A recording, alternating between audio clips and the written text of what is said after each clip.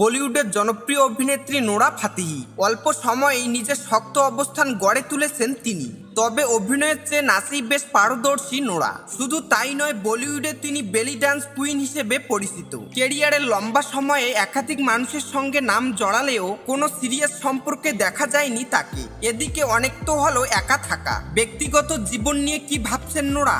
কবে বিয়ে করবেন কিংবা কেমন পাত্র চান? প্রশ্নগুলোর উত্তর দিয়েছেন কানেক্ট এফএম কানাডাকে। প্রকাশ করেছেন মা হওয়ার আকাঙ্ক্ষাও। বিয়ের জন্য কেমন পাত্র চান জানতে চাইলে এই আইটেম গার্ল বলেন, আমি এমন একজন মানুষকে খুঁজছি যে সৃষ্টিকর্তাকে ভয় করে এবং যার লালন পালন খুব ভালো হয়েছে।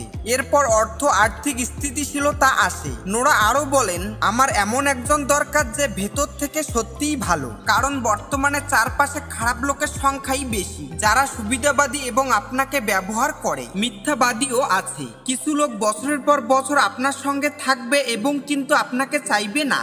তারা আপনার টাকা, আপনার জনপ্রিয়তা বা আপনার নেটওয়ার্ক চাইবে। চারপাশে সত্যিই অদ্ভুত মানুষ আছে। ভালো মনের কাউকে পেলে আমি খুশি হব।